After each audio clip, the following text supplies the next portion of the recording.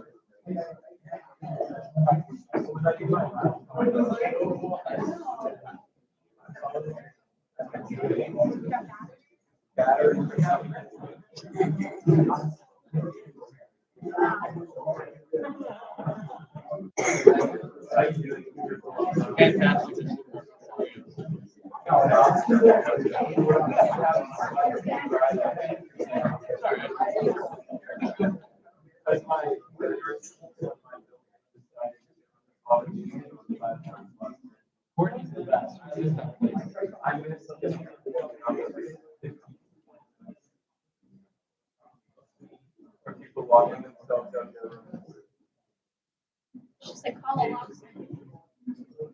Oh, no, really? It wasn't so bad. I called them and said, you have to go down there. Because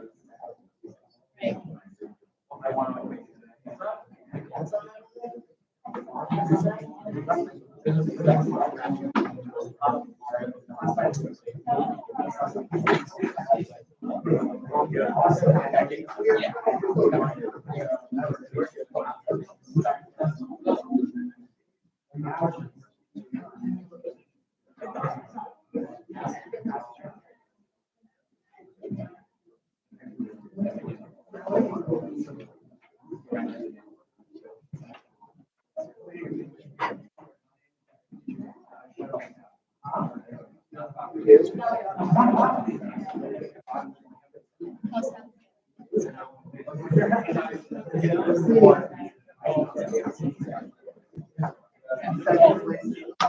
Really bad.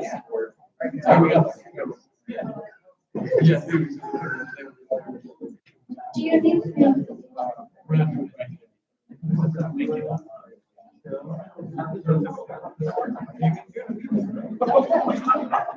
When?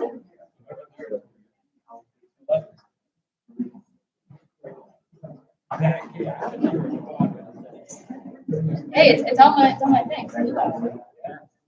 It'll be there. In my Hawaiian attire. I'm pretty low to the ground already. I can make that happen.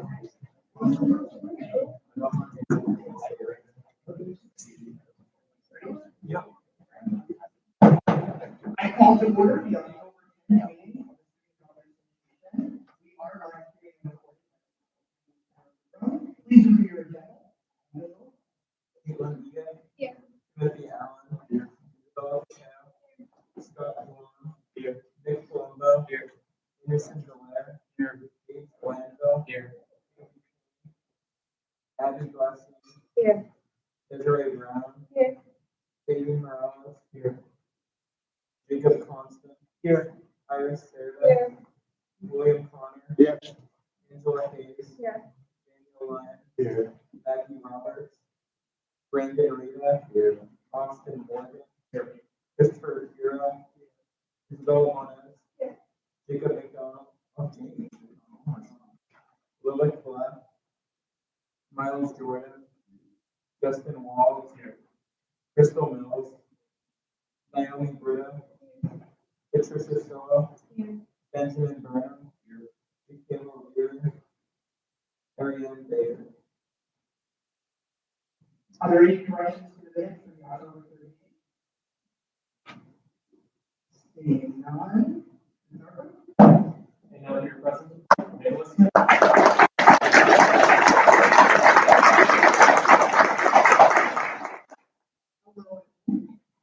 Hello, everyone. You guys are looking wonderful.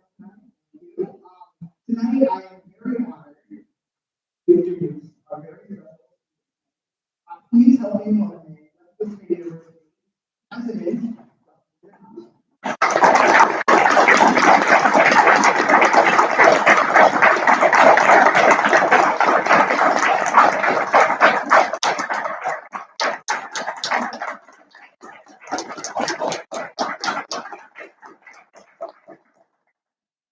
Thank you, Nick. It's always wonderful to be around the reason why we are here at Westfield University.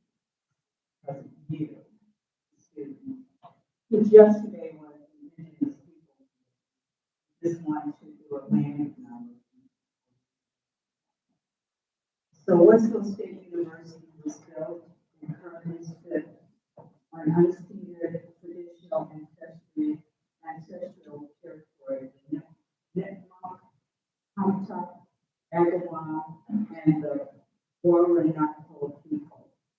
This acknowledgement compels us all as members of the Westfield State University community to not only honor those people, past and present, ancestors and citizens now, but also to consider our individual, collective, and institutional relationships to the history of settler colonialism, which displaced most of these indigenous people and took their sacred homeland. And we, in order to honor those populations that we did that to, our campus just created an endowment to pay their fees. They get free tuition by the Commonwealth of Massachusetts already Indigenous person. And so we're going to add on to that. So I think that's wonderful that people here want to do something like that. But let me just talk to you a little bit about the things that I'm hoping to do this year on our campus. And as I was thinking about history, I did give some thought to really one of my dear friends who was Palestinian. She, when I was in Israel, probably about 20 years ago, I was there on a mission with the Jewish community in Baltimore. And she came and picked me up and took me over to her house. And she showed me the place where her family had lived since 1400. And probably about 2 years ago, she was stabbed in the heart. And so, this whole thing about what's happening over in Israel really troubles me. And I hope you guys are troubled, but I hope as you think about it, that you think about all sides. And I want, when I was looking at what was going on there, I said, this is so crazy. One of the things I hope as students here on this campus, that you learn how to think about everybody in this world is important, that all of us have value, and that violence is not a way to solve any conflict. And the other thing, I was just down in DC last week, and I ran into two of my former professors, and both of them are now what we call living legends in their field. And the reason why I do a lot of the things that I do today is because of those two women and the things that they taught me. And this is also the week of homecoming. And I hope 10 years from today, you'll come back during homecoming week and reach out to those faculty who you thought did something wonderful. And this year, the three things that I'm focused on the most is improving our culture. And improving our culture means making sure that everyone on this campus cares about it. And that you want to make this campus one of the best places for you to learn, to play,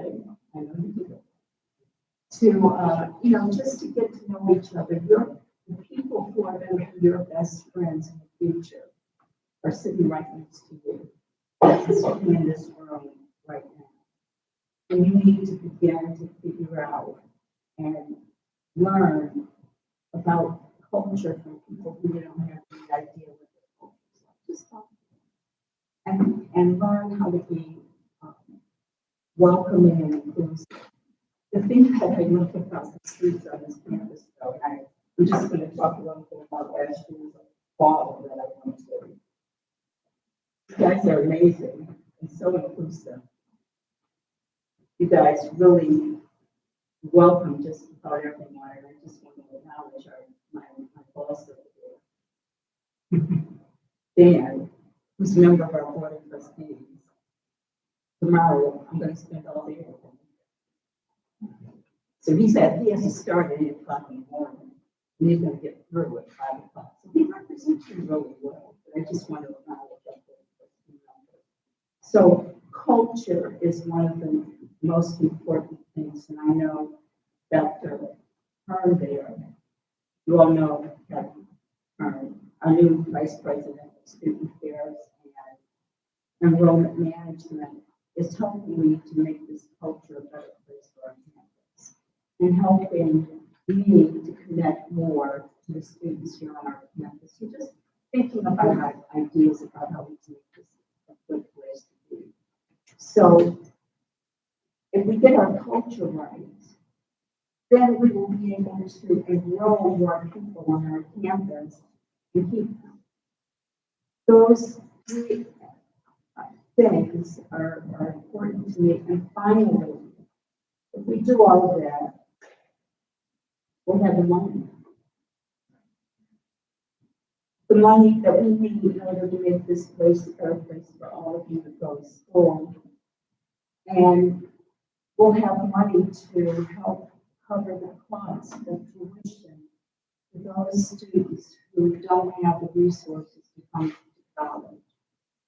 You know, I have been also troubled by people who say college educated people getting a college education is not that important.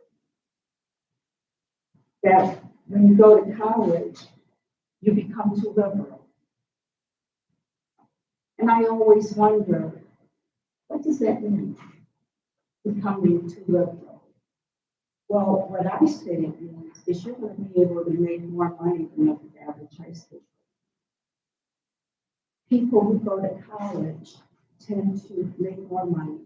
They live longer. You learn a lot of things when you're in college. And I just hope that whenever you go out and talk to people in your high school class, your high schools where you went, you tell good stories about being a student here at Westfield State. You tell good stories to your class, to your friends, in your neighborhood about why it's important to go to college.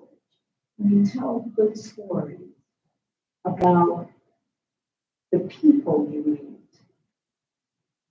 Because going to college, you meet people that you would not have met because you're not in your same neighborhood. You're meeting people who are a little different than you. And you're meeting people that might be writing you a letter of recommendation when you go along with their job. So just let me first say I want to thank all of you who chose to serve. Serving on your Student Government Association means that you have extra work to do. It means that you are taking the time and you're committed to representing your fellow student population on campus, and you are the voice of the students, and you talk about things that you worry about to people like me, so that I can make it better for all of you.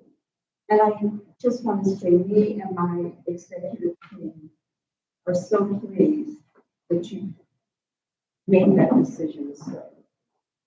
And, you know, this is the third year I'm moving in to be here at Westfield State University. And one of the things that I wanted to do when I came here is to look not only at what we were doing now, but to begin to think about a future state of Westfield State University. So this year, we're starting our strategic planning process to take us through the next 5 years. Nick graciously sent me names of people who want to serve on a strategic planning committee, but I'd love to have one session with as many students as we can to get your perspective about what you think our campus needs to be like in the next 5 to 10 years. The things that you will be doing to help us shape the next 5 years is going to launch us into another 20 years. And I need to make sure that we are offering programs that you think are important, that we're doing things that you think need to be done in order to make this campus a place that is promoting the health and well-being of everyone, and promoting the opportunities for you to do all of the things that you need to do. So please serve and tell us what you think this campus needs to be like as we move forward in the next several years. The other thing we're doing is we're launching a search for new programs. And I know people have been nominated by your leader here to serve on that committee. But those representatives need to come back and get your opinion about what you want. What kind of person we want to serve as our next academic leader on campus. So good people let you know, let other people know. And the other thing that is going to be happening this year is we're going to be launching our strategy for turning 185 years. Next year, we're going to be turning 185. And the thing that I love about coming to this campus was the fact that you were one of the first universities in the United States to educate women. And I also am just so happy that you were one of the first universities in the United States to admit people of color. That's great. We have a building on our campus named after Senator Courtney, who was a person of color, who went on to become a physician and graduated from Harvard College, graduated from that medical school. There's a lot of wonderful history on this campus. And as we move into the next 185 years, I want to be a welcoming place for people.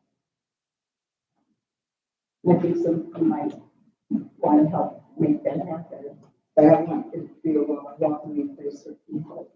You know, for the last 2 years, we were talking about matching. We did okay.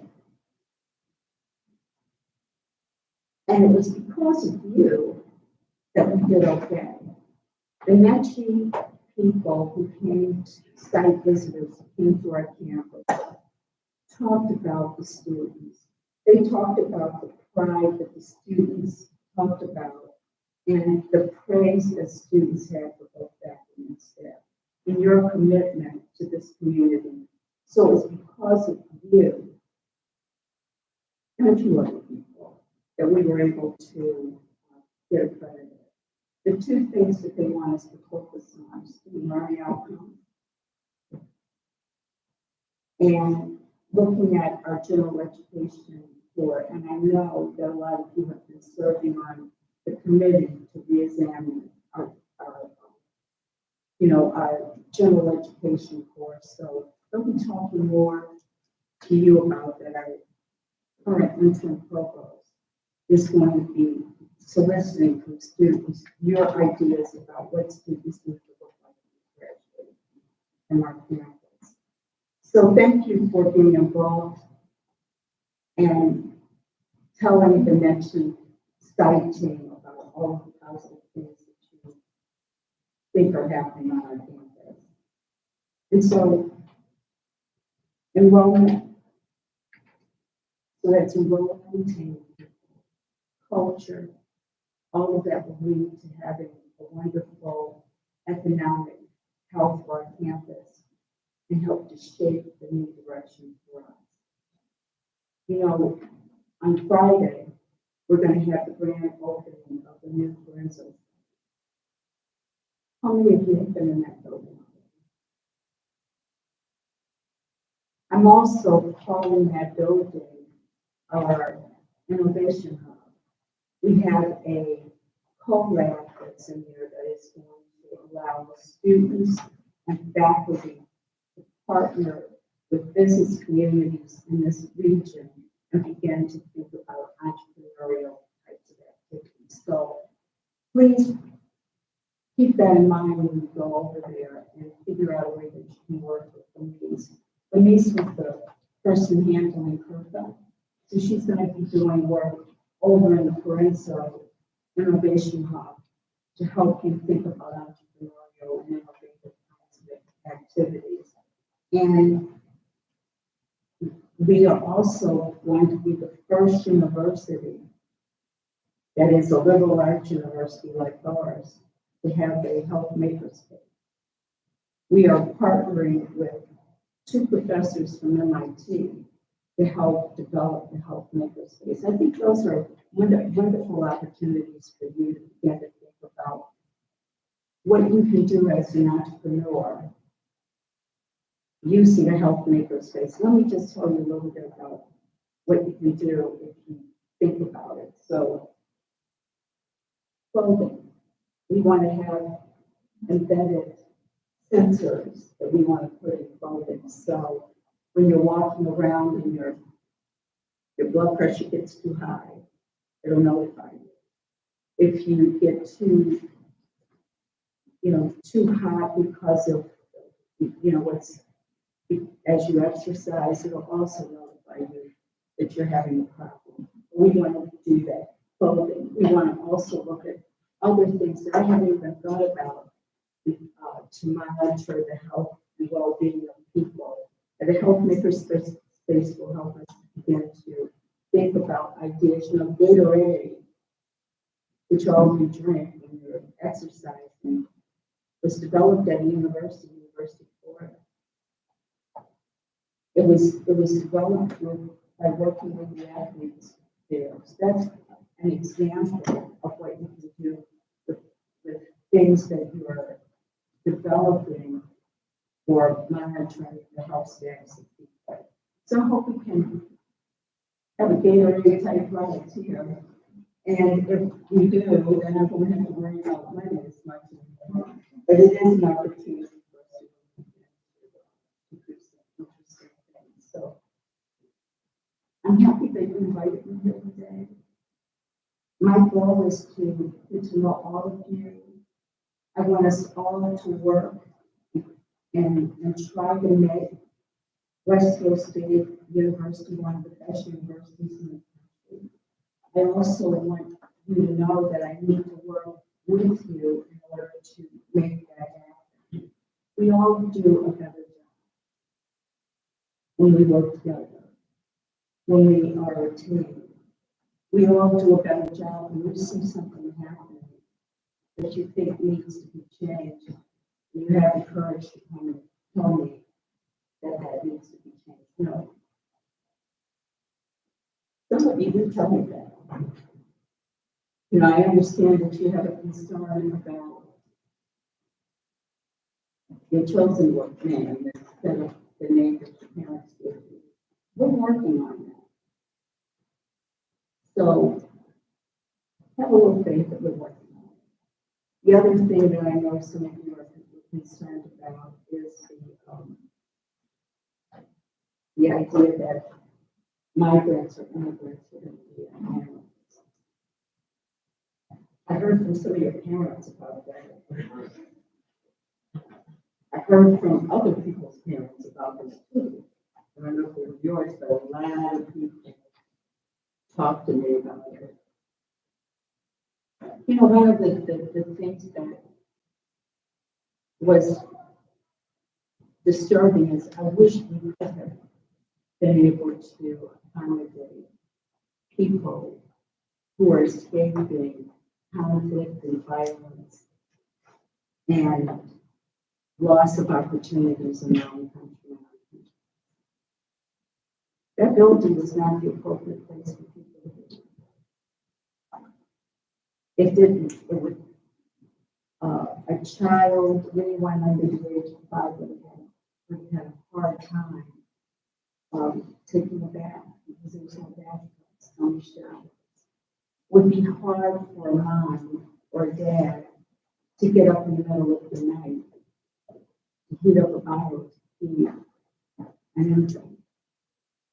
It would have been hard to have young people and families gather for a meal.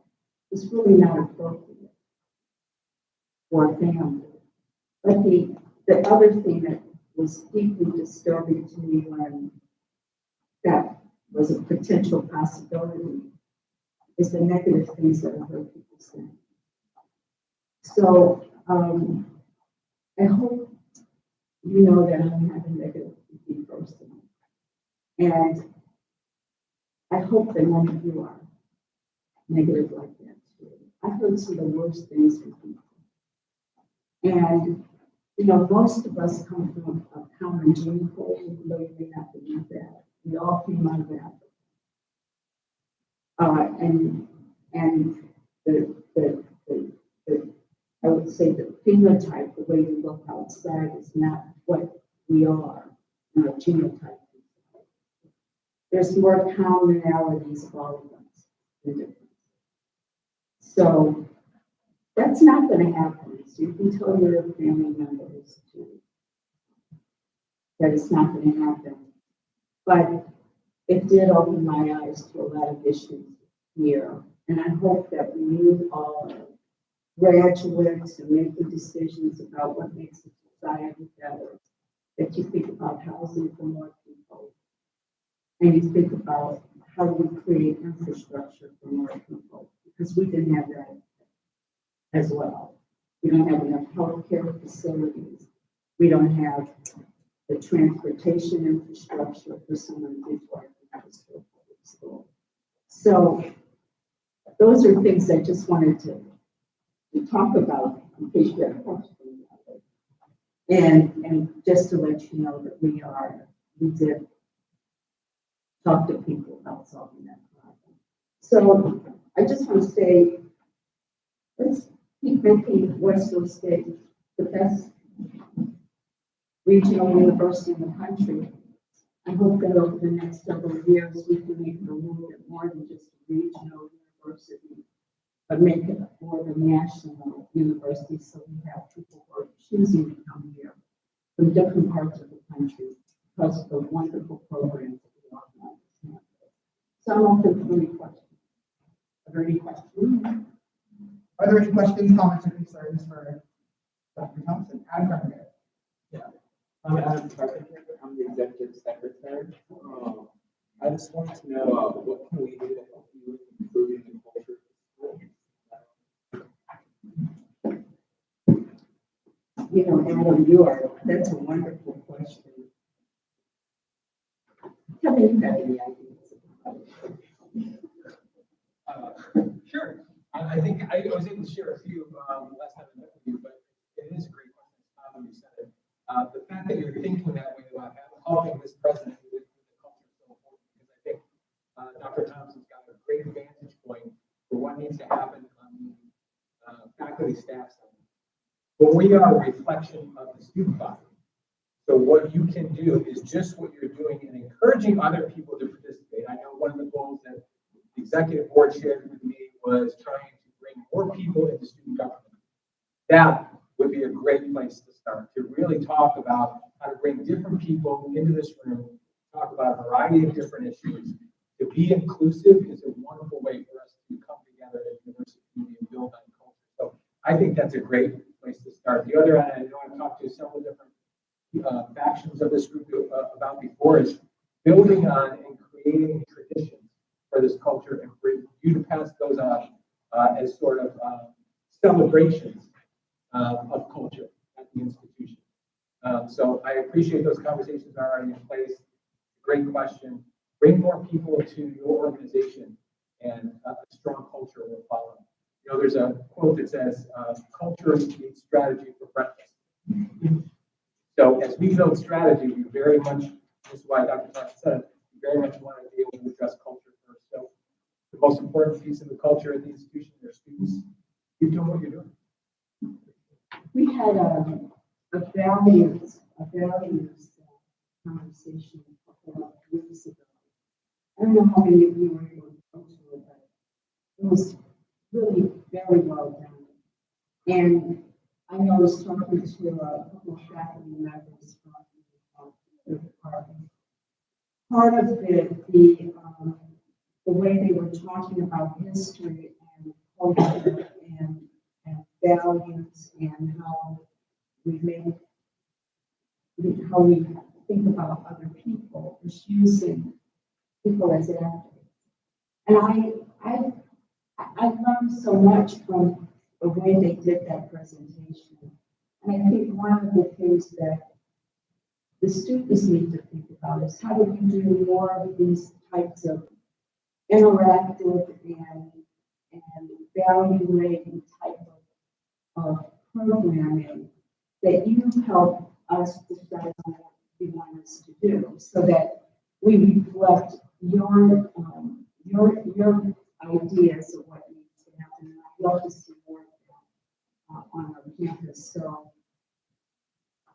and today someone asked me about having more people come to campus to debate.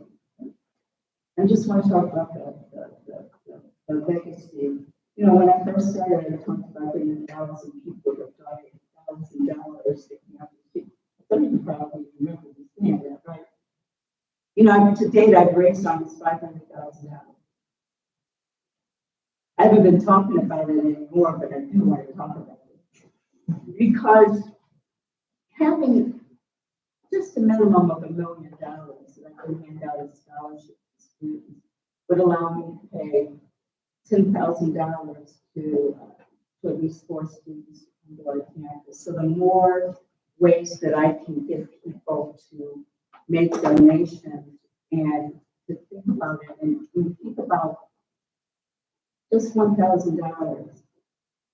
It's like drinking coffee or tea, you know, now paying $5 for that for, you know, a few days and picking it up or, you know, getting people to, you know, to donate that.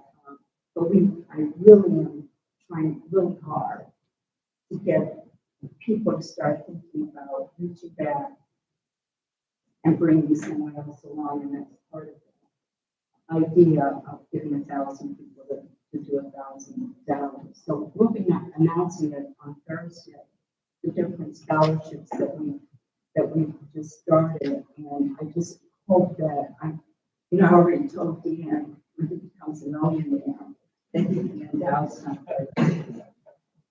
And I'm sure some other people in this room are going to become millionaires, so just think about it. Any questions? Jack? First, I'm with the homecoming games,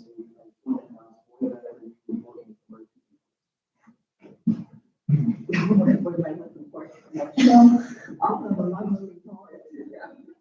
But I am looking forward to the scholarship dinner because we are going to be honoring people who chose to make donations. And one of the people we're going to be talking about on Thursday is a gentleman who graduated in the 50s. He came and had lunch with me this summer. And, you know, in his walker and everything. He's coming on Thursday, and his son is bringing him. But, you know, here this man is coming to campus, and he has made a pledge of $40,000. So I am just grateful here. He could have done anything with this money, but he is making a decision to help our campus. So those are the types of people who will be here on Thursday. And I know I invited some students to come and come to our scholarship dinner, but it's not going to be as many people as I was hoping for. But I hope next year we will have a whole room full of people. I'm just saying. And I want to think of a large number of people showing up. And, you know, it's not that expensive to buy the table. But this man has been taking his picture and talking about him because he didn't have to do it. He could put all of his money to his pay. So that's going to be my favorite. Any Julia.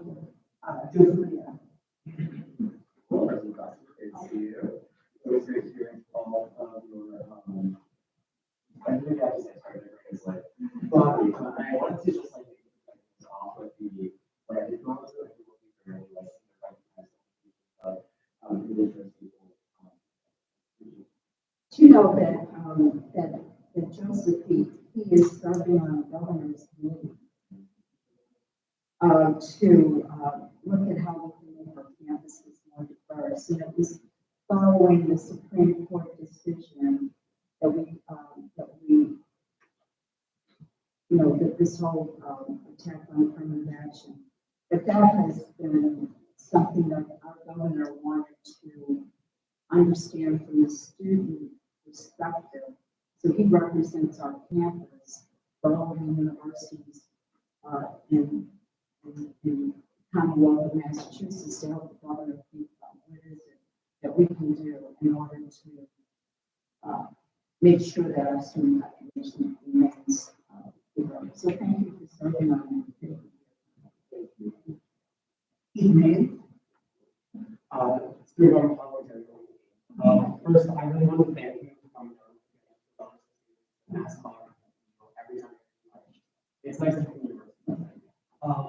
As an out-of-state transfer student, I never felt welcome in my activity, ever in my life. So I want to thank you, but also everyone else for making this an amazing community that I am proud of. Where are you from? Westfield. North Dakota.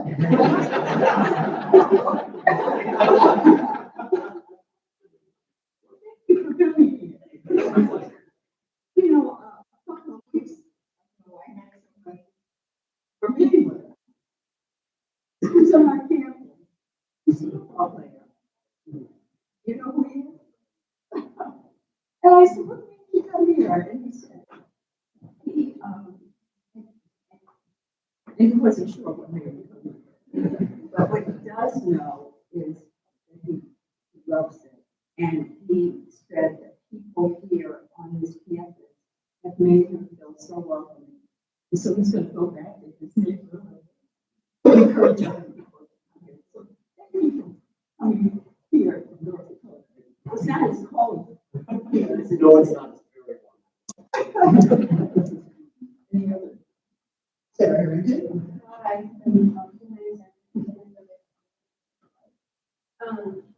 Trustees Dan and Director. Wife and I have met recently to discuss the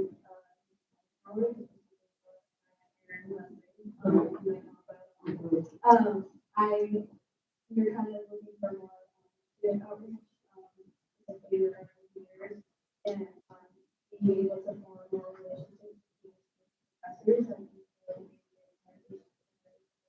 hours and for office hours and being able to have their students with them during the day. I was wondering what you would think about it. This part of culture, which you're describing, and I love that idea. Did we come up with that? For this, they do the resource of Wednesday.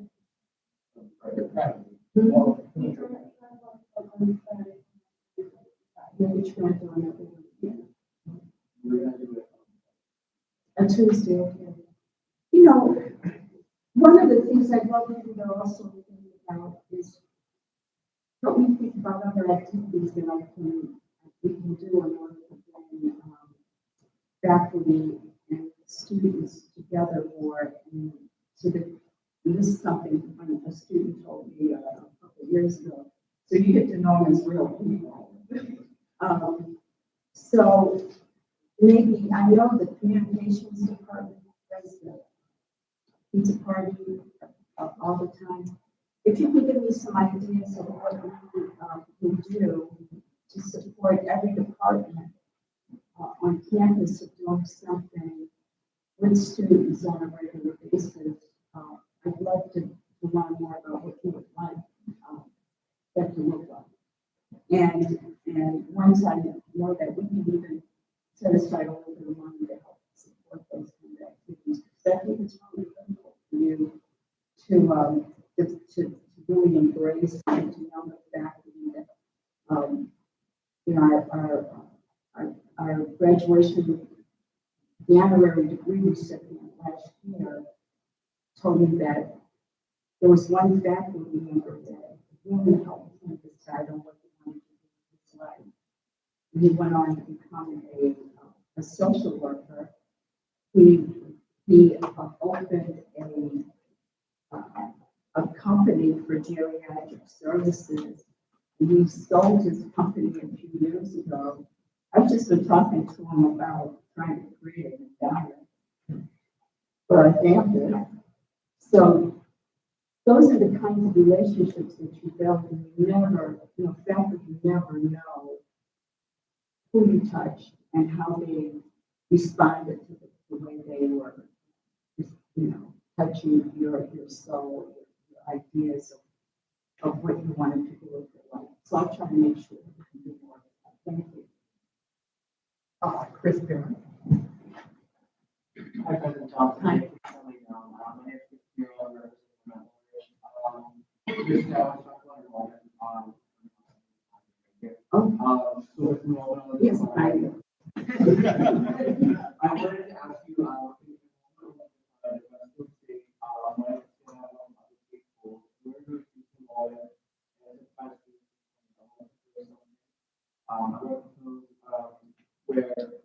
whereby a student's senior year, if they are good academic standards,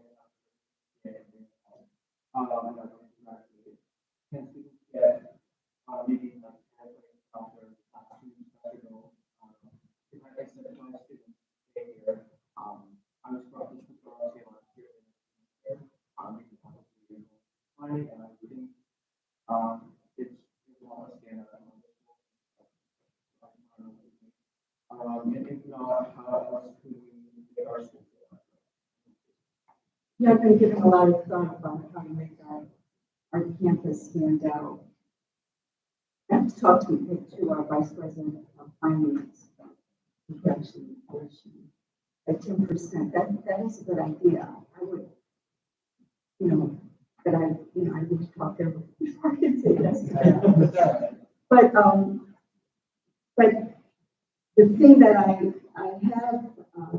talk to people about today, and this might be a way to reduce the cost, is how do we hire more students? And on our campus to do things that are part of their career path. And if we are able to do that, then we have some resources in order to continue your studies. The other thing that I was just down in DC, and one of the Cameron who graduated last year. I saw him twice when I was down there. I got 2 receptions and he came to all of them. But he did the Washington Center program. How many of you are thinking about doing the Washington Center? Cameron, who thought he wanted to be a lawyer, he hasn't decided if he wants to do it yet. He worked while he was down in DC with the law firm and had a wonderful experience learning about the types of cases that they were handling. And so when he graduated and was looking to get a job, he notified them and asked them if they would write a letter of recommendation. They offered him a job because of the work that he did while he was there. And the thing that I'm looking at, and I talked to a friend of mine who knows a large number of the program officers and the people in charge of different agencies and the federal government and different people there. She said she would help me think about a way that I could get more of our students internships at different agencies in Washington, D.C. Most of the students who've gone through that program in the past have been students interested in government, political science, criminal justice, and those kind of areas. This year we have someone who is interested in mental health. Who's there? Dion is Dion Nexo. He's there working with the Democratic committee. There are so many different opportunities that for you in order to go to a place like that and live with people from all over the United States and learn how to get around on scooters. That's what they're doing, they're learning scooters. And they're learning how to use the subway. And they're just in a different part of the United States. Most of those students just so many of us stay here. So looking at more ways that I can find for a scholarship support. And the thing that I was thinking about to make this a little bit different is to talk about the reason why this campus was formulated at the beginning. It was about democracy, teaching people how to live in a democratic society as opposed to an autocratic society, which is what people lived in before. But looking at it in terms of global democracy, and then how do you develop policies for government agencies or democracy based on evidence instead of based on your theory or based on what you believe, because you really need to use the best evidence for when you start any type of programming. And that has been kind of rolling around in my head. And I did talk to Dr. Crusoe this afternoon about if there's an opportunity for us to begin to embed information into our curriculum. So maybe next semester I'll have better answers for you on that. Caitlin, again? Hi, Dr. Thompson. Hi there. My name is Caitlin Egan. I'm the senior class president. I'm looking forward to the homecoming scholarship celebration. I was actually the first recipient of the Jerry Gravel Memorial Scholarship. So I'm really looking forward to sharing my appreciation. That was certainly an honor. It's funny to say that, like, that we're seniors now. For all the seniors in the room, we started our career at Westfield State over Zoom. We started student government over Zoom. For people who were there, I think it was just me, but yeah, just me. It's strange to be here with everyone. But so that being said, the senior class is really working hard to make our last year really special. So we're working on bringing senior week back. We're working on our 100 Days to Commencement toast. But one of the things that I've been really thinking about is that senior gift portion. And as I was hearing you talk about like campus culture, I was wondering if we could possibly make a gift or give a gift that sort of combines those goals. I know that this is putting me on the spot, but like if there was a way that we could work together on that, I would love to give a gift that is impactful, not just like a rock with our name on it, which is lovely, but just something that maybe would serve that purpose. So it's students really setting that example for students as well. Well, thank you so much for even just my that. That's Dr. Hunter says sometimes that we have to think about ways that you could do that. I also would love for you to talk to Lisa McNabb, who is our advancement vice president, to see how we can, make that work. Thank you for thinking about it. I think it's starting traditions and thinking about how to make this campus a better part of the campus, and including our culture is so important. And I'm sure it's so important to everyone in this room because lasting relationships, lasting memories of things that make college go away the best and make you want to go back and see people there. He'll be in contact. And I'll see you on Thursday. That the students who helped develop that scholarship were so moved by that person and really wanted to honor him with it, with his scholarship support. You're going to be you represent a very special person. Any other? Hello, my name is Nicholas Smith. I'm the SGA president. First, I want to congratulate thank you for coming. SGA has a really nice sponsor, the history of SGA. My question pertains to the history of SGA.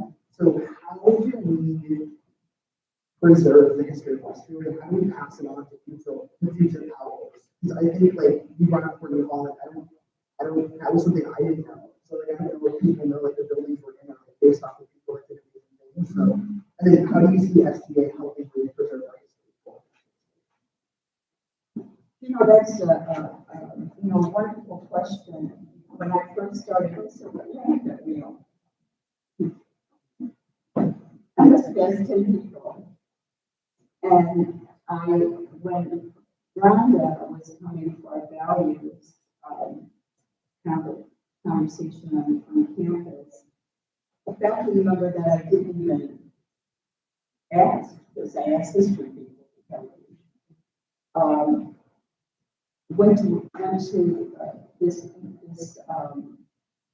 institution that is dedicated to indigenous populations, and she did all the research. I mean, I got a map of the United States.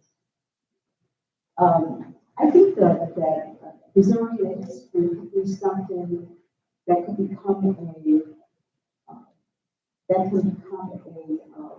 a project or a class. And I know we did, that was something that was done, Brian, for interviewing people. Is there some way that we could create for 185 the story of our campus and get someone to help us write it? There's a faculty member by the last name is Brown, but he was a consultant and he verified the land that we were on after we asked all of these people. But I'd love to figure out a way that we can, tell the history and get pictures and all that. So it'd be very helpful. That's one of my big dreams in life, so we'll work together on it. It's pretty fun coming out there. Yeah, we've got like 7 months left. Oh, I don't think the rest of you. Yeah, I think it's when I first came here, I got these books from the Republican editor, and it was on the 350 years of Westfield. So he gave me these books, and it was a really interesting story. And when I was reading it, I learned about Putnam family. You've heard of that family? One of those members of that family started Harvard. And I learned it from reading this book. And a couple of them graduated, that family members graduated from Westfield. But I love history books. I love to learn about history. And I always say, you need to know where you've been in order to know where you've gone. And learning about our history is one of the wonderful first step in appreciation. So that partner, we'll put together a committee and try to get that back. I guess he's retired, to help with. Dan Curry. Hi, Dr. Thompson, for everyone in the room, Dan Curry, student trustee. So for our meeting tomorrow, I know we're talking about the graduate division of our school and how things are changing with that. The new extending graduate degrees that might be coming soon. I was wondering if you could talk about that, because I know a lot of people here in SGA are interested in staying here for their graduate degree. Well, we used to have a college, a graduate college, and a continuing education division. We are going to reestablish that. And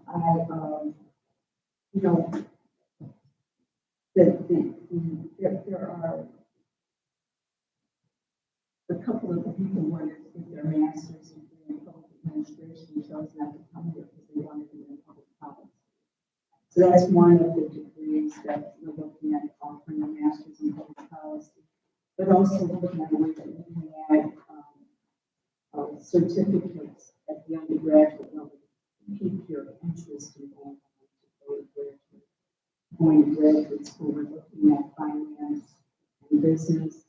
And the thing that I would love for you to help me think about with graduate education is as we're doing our strategic planning and as you interview potential candidates for the provost position, is get their perspective on what they've done in order to grow graduate enrollment. But also, as we start thinking about planning for graduate education, I'd like you to think about this part of the country. And the reason why I'm saying this is because Massachusetts is really one of the hubs in the world for life sciences research in the world, not just in the United States. You know, the COVID vaccine is done here. The helping people who couldn't get a ventilator, Philips, helped to create a different type of machine to help people with breathing. And I was talking to one of the vice presidents and I said, so you create a machine like we used to do with kids, you know, and he said, yeah, for adults. But there are so many things that we could do if you think about what's happening just in the state, how we can get people to choose to come here and how we can get people to choose to stay here just because of the types of things that are going on. We also are doing a lot of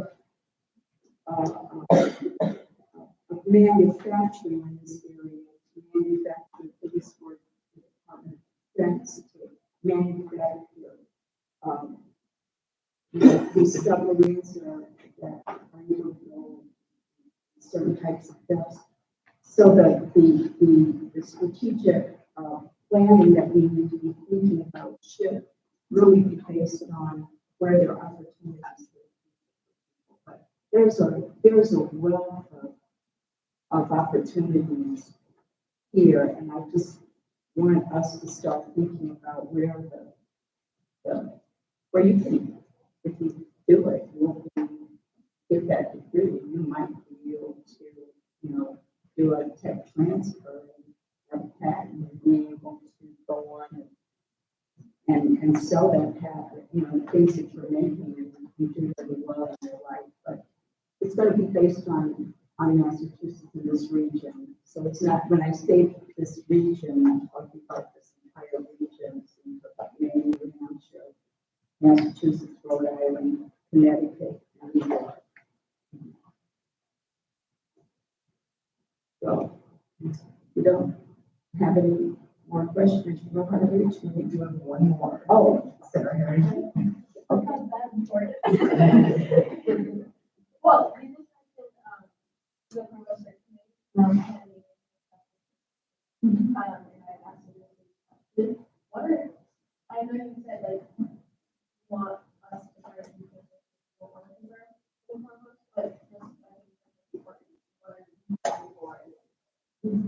You know, I went to one student center first grader who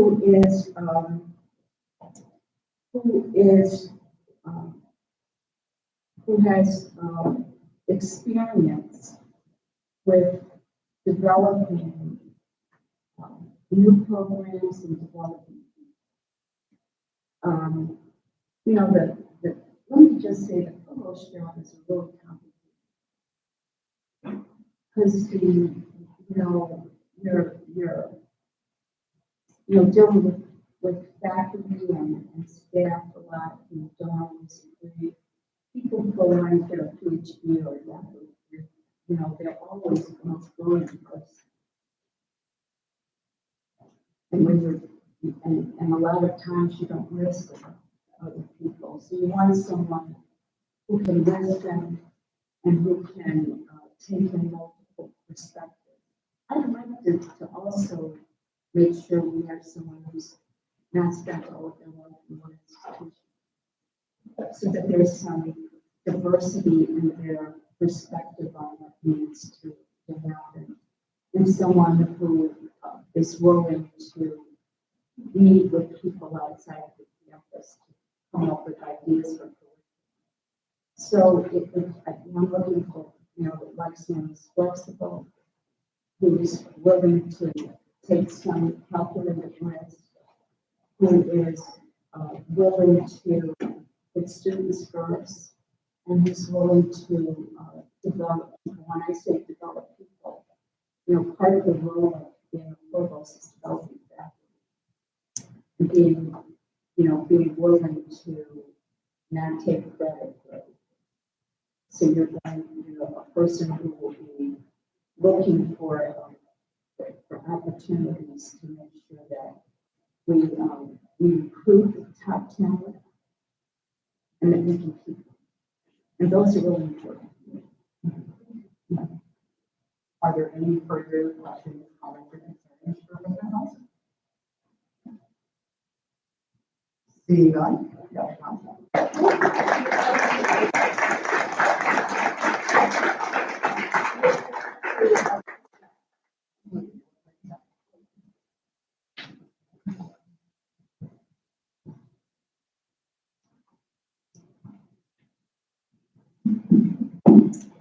Hey, hello everyone, I hope you're all doing well. Like I said at the beginning of the meeting, I appreciate you all for dressing up today and taking the time to be presentable. You all look very dapper.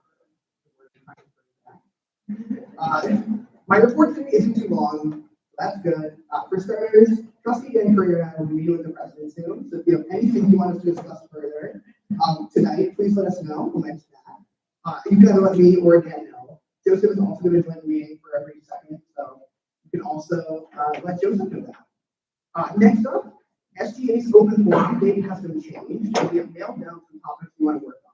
The topics we'll focus on will be dining and meal plan issues, which we have discussed before, and whether we should keep doors in res halls locked or unlocked and bathrooms where you have to scan IDs.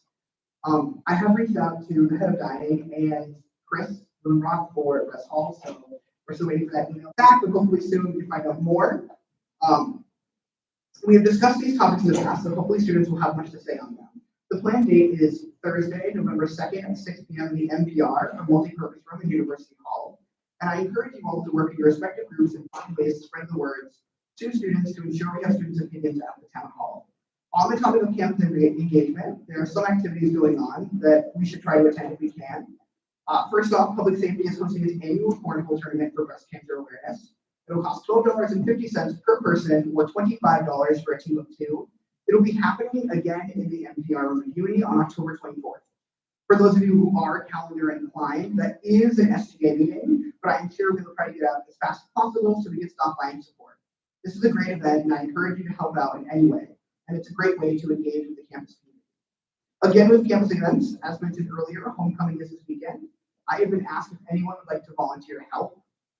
We need about 6 to 8 of you. If you guys can help, it would be also another great way to encourage you guys to work with the Westfield State community as well as some of our alums. Ryan Mearsman, sitting in the corner, I guess not the corner, but sitting along the side wall, does have a sign-up sheet that we'll be sending around. So please be sure to sign up if you can help with homecoming this weekend. The score committee has responded to me and said they were willing to attend an SGA meeting. This is super exciting for SGA because student engagement on the matter is critical. However, this will be discussed later in Sarah's report, so I'll leave that for Sarah. SGA is currently doing and has been doing and will be doing an engagement activity this week. Today we are in the DC to encourage students to tell us why Westfield State is not perfect. You might have seen us with our flyer that said Westfield State is perfect, changed my mind. This was done to see what students want us to work on. Tomorrow, Wednesday, and Friday, the table will be in the commuter lounge, and on Thursday, we will be back in the DC from 10 a.m. to 3 p.m. every day. One thing I wanted to address was something that happened this weekend. As much as you may have heard or read, if you saw President Thompson's email this weekend, there was an attack on Israel over the weekend. On behalf of SGA, I would like to stand by President Thompson's words, and the SGA Executive Board would like to extend our condolences to all who may be affected. I would also like to acknowledge that it is unfortunate when such events like this happen. We try to foster inclusivity here at Westfield State University. I want to reinforce that there are resources on campus if you need to talk, like the Counseling Center or the Interface Center. If you need to get in contact with the resources, you don't know how, please get in touch with me and I can help connect you to them. As a student body, we need to foster inclusivity. So that way when we leave college and go out into the world, we can make decisions that we want to stand by. I know all of you will do that in the best you can in your leadership roles. I just wanted to bring it up. This is the last tangent, and I apologize for my spam of emails earlier today. You guys still need to join the SGA group meeting. Please meet me after the meeting if you haven't. There's a QR code by where you guys got the agenda. So you guys can get as possible. I would also like to apologize for sending the wrong link to you all. For those of you who need clarification, I did send you guys the exact link by accident. I did remove you if you did join, so don't worry about leaving it. It's already been done. But please rejoin if you're joining today. That is all I have for my report. Questions, comments, or concerns? Ryan, oh, sorry. Let you go ahead. Yeah, great. Hi, everyone. Before I send around this sign-up sheet for volunteering this weekend, I just wanted to give a little bit of context for what that is. And by the way, I just want to really give you guys a lot of praise for the comments and questions you have. President and Director of Alumni Relations, I'm volunteering about traditions and those things that people want in this place. So one of the things that we did last year that we were revamping homecoming, coming out of homecoming, was implemented a 10 tailgating village. So this is our second year doing that, and it's an awesome opportunity for departments and affinity groups and clubs and organizations to, as well as general alumni, our football families sign up for 10. What they do is they sign up for a 10 space. They bring their 10 by 10 easy up 10, their grill, their coolers, decorations for 10 decorating contest. And they just have a really good time out on the field, outside of the softball field, just as you're looking at alumni field on the side of Woodward Center. And everyone just gathers there, has an awesome time, goes in and out of the football game. And what we need are folks who are able to help greet the people that are tent tailgating, because what they do is park over in the Horace Mann Center, so that it's a quick walk with their tents and coolers and food and everything. And last year we had a group of students who helped us. They had a wagon, they carried things, and to have students be able to greet people, welcome them, get them to their spot, was just a really nice way to start off the day. So if you are able to give us a little bit of time, we're hoping the tent tailgating from 12 to 5. We've let people know that they need to be in place at their sites by 2 by the start of the football game. So what I'm looking for is a number of people to help out from 11 to 2, so we get a bit of time ahead of our sort of start time for those early birds. I have spots for 15 people here. I don't necessarily need 15, but if I do get 15 people sign up, we might be able to do a couple of different time shifts for an hour or so.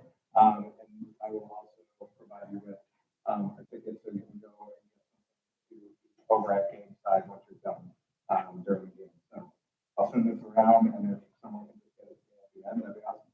Thank you very much. Anything further from you? Questions, comments, or concerns? Adam, Mine's just a general comment on what Brian said. Please volunteer if you can. Last year it was me, Aaron, and Emily doing all the things for people, and that was a lot. So please help out if you can. any further comments, questions, or concerns?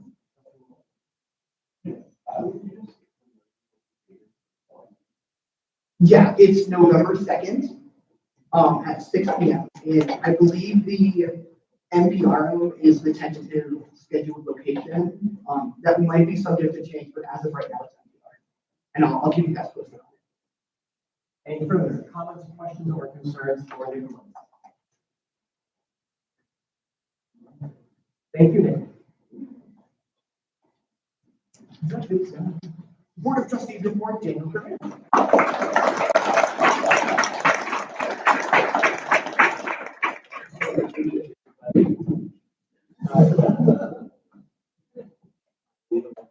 Hello, everybody. The board of trustees will be meeting tomorrow from 8 a.m. to 6 p.m. So an hour and a half longer than President Thompson said. In the presence boardroom I encourage all members to consider attending a portion of the meeting. If you want to go in person, you can. You can also watch the live stream. It's available at westfield.ma.edu/live. I encourage you to watch a portion of the meeting to understand what's going on at the university. So the meeting schedule is as follows, just so you have an idea. 8 a.m. to 8:30 is the governance and nomination committee. 8:30 to 10 is enrollment management and student affairs committee. 10:10 to 11 is advancement marketing and external affairs committee. 11 to 12 is academic affairs committee. 12:30 to 2 is financial affairs. 2 to 3:30 is audit. 3:40 to 4:30 is justice, equity, diversity, and inclusion. And finally, 4:30 to 6:30 is the full board meeting. Moving off from the board matters, last Wednesday, we were discussing this with President Thompson about student employment. I held a meeting with Human Resources, Financial Aid, and Career Center to discuss the centralization of on-campus student job postings. The meeting was productive, and I'm pleased to report that progress will be made on this project this semester. Judy Delgado was the director of the Career Center, who checked the technical feasibility of utilizing the handshake platform for job postings for on-campus student jobs. From there, buy-in from all stakeholders will be required, and trainings and templates will need to be developed to work for offices and departments to effectively utilize the platform to create consistent language across job postings. Conversations will continue on updates to a long-dormant student employment handbook and the potential development of a student employment policy, which would cover the definitions of work study and trust fund jobs, how student jobs are approved, how the wage rate is set for each position, and much more.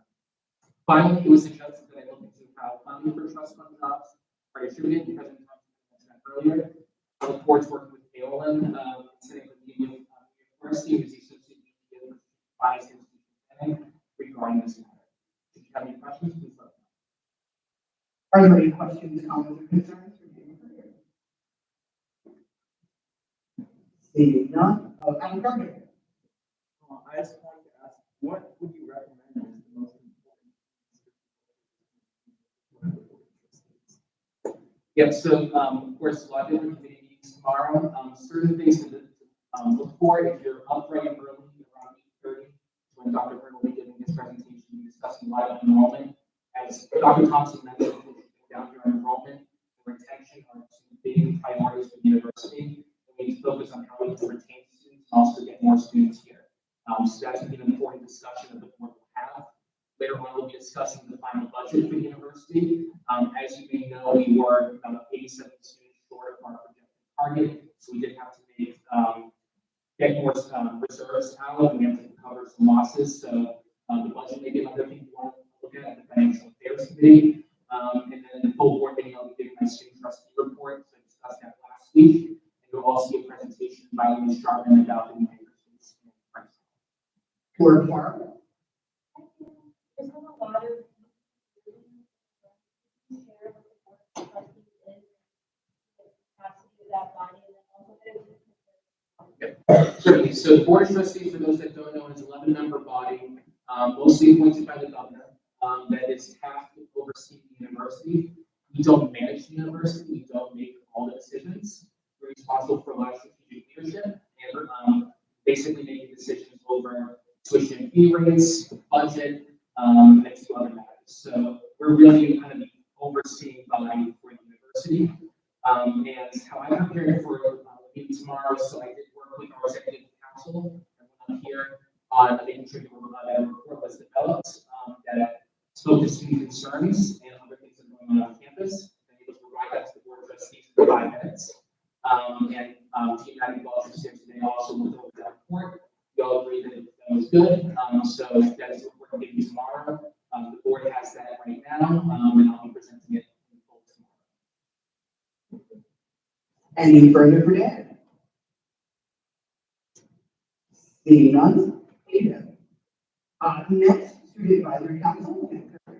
The Student Advisory Council meet this Thursday, October 12th from 4 to 7. The Student Advisory Council, which is comprised of students, government presidents, and student trustees from all Massachusetts public higher education institutions. We'll be discussing current initiatives by the Department of Higher Education regarding campus safety and sexual assault, open educational resources, student basic need security, and financial aid. We'll also be electing our executive board. This is basically an advisory council to the Board of Higher Education. Both Nick and I will be in attendance, so we will both be early in order to attend the president's talk. Should you have any questions, please let us know. Are there any questions, comments, or concerns for Dan? Seeing none, thank you. Vice President of Board Chief White, Jeff Whitman.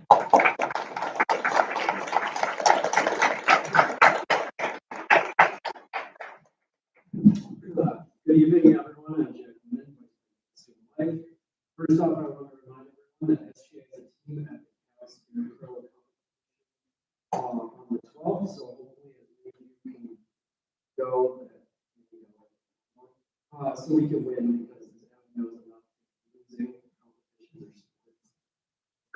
Next thing I have is this morning I met with Maggie, dean of students, to discuss my upcoming meeting with Bill from Dining and Chris from Reslick to discuss meal plans. She recommended that I get SGA's feedback on what I should bring up. So tonight I'm going to ask them a few things to try to get feedback on. One is, what changes would you like to see in the meal plan structure? Not the food or how DC functions, but the meal plans themselves. So ideas floated where we could have a swap where you could swap a meal plan for $40 possibly, which I think would be a good idea. Or that we could create a program to donate your best meal slice. So at the end of the semester, students that are staying over the grades can have that as like a bank to use for whatever they don't have to buy a full meal plan as well. So I wanted to see if anyone had any ideas or thoughts on that. All right. Next thing I have is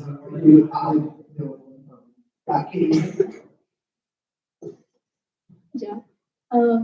I think that a really big thing would be to trust students that they know what they need instead of forcing people to get meal plans. A lot of people are wasting a lot of money on like they only go to the DC for dinner, but they have to get a larger meal plan, and that Hoot 5 and whatever the 10 is, really big difference financially. So if I don't know if they live in a different rest hall or if they're in a different class year, or I think just to trust that they know what's best for them, because everyone eats differently, everyone has different schedules. So I think if we're going to be treated like adults, then we should be able to advocate for ourselves and how we want. Yeah, my goal for the meeting is to make it so that students will be able to meal plans see that they would be able to bring on. So now I just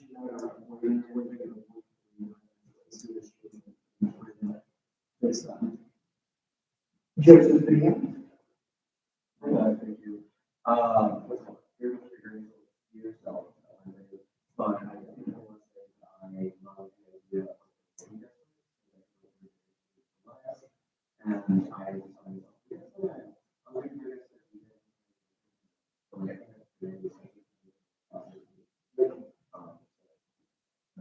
yeah, I hope that it works because I know how you was brought up. I just feel that instead of making students get a whole new meal plan, and people don't get those slices, they can save that money and these best ones are going to Sam. I got it. I don't say that I agree with you. But I think as someone who doesn't handle meal plan, I don't like that problem. So I would say if you don't like students to do what's best for others, what's best for mine. But obviously, I would say if you don't like students outside of SGA, and you go to another So on our for meal plans will be a discussion. My meeting with Bill and Chris will just be kind of talking about what the students' concerns are from a student's perspective, because they have to on this as well. And then just kind of see if we can work with the two departments on this going forward. Town forum as proof of what I'm saying. Any further? Previous question. I was a big question, maybe if they want to do something. I know question that so the time, so I just want to think about it.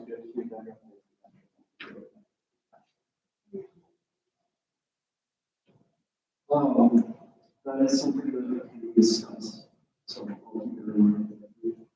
The next thing I have is something I plan on working on this semester with public safety is dealing with shuttle. I plan on working with public safety to get a button on the recovery app that will allow students to call the shuttle to where shuttles don't react. That way they're not waiting for I also want to see an app that ties into that tracking shuttles. PTA has an app. I really know that last week. So I'm reaching out to other universities to see if their shuttle tracking programs and see if we can implement something like that for the state. Another thing that has been brought up to me is the ID compliance on some of the buildings that are working. So if you ever see that, or you go around to your building, kind of get some consultation with students. And if you see one that's stuck or not working, please reach out to us.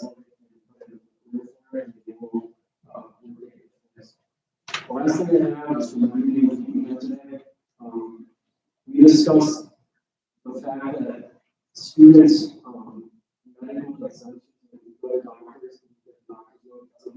students anymore, and go to some professor.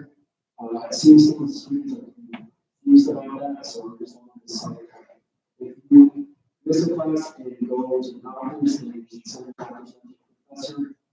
Because they're the only ones that have the authority to, like, it's going to be excused absence. It's not something the students can do from what I'm told.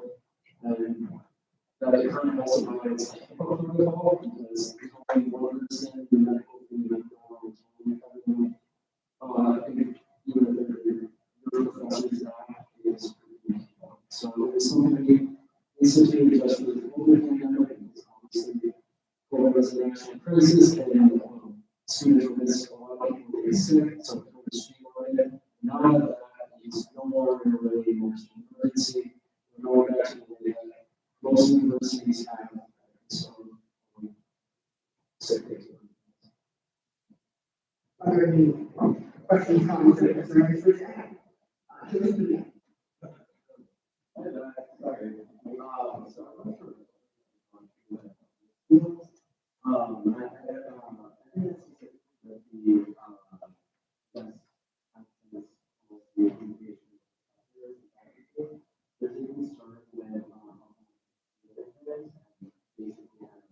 Sorry.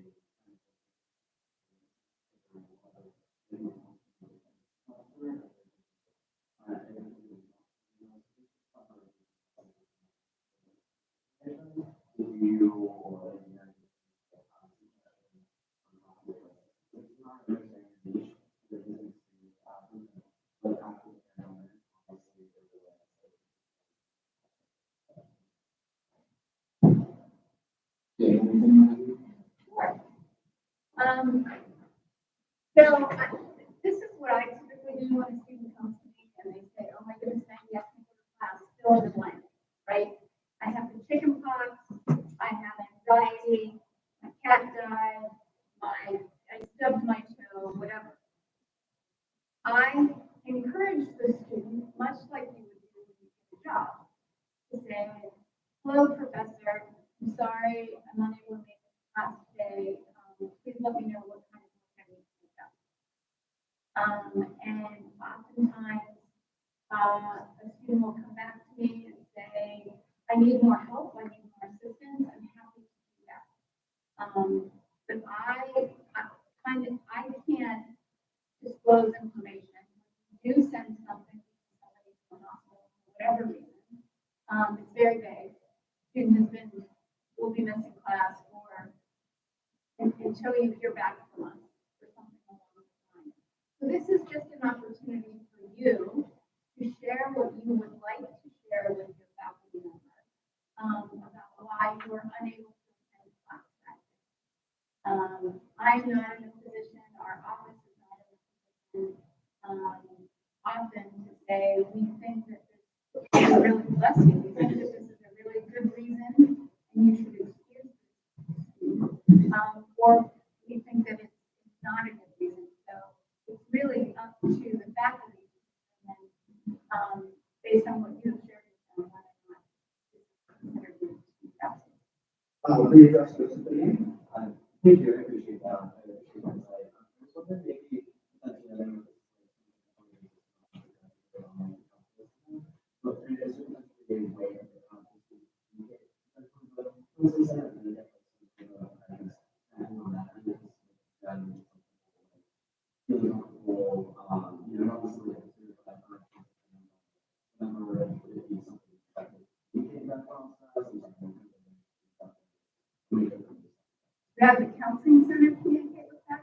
What about the other? I think that goes back to health services, not community.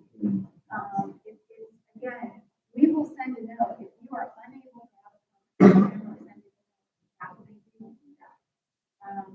That's students that have gotten into a car accident and we send an email on their behalf.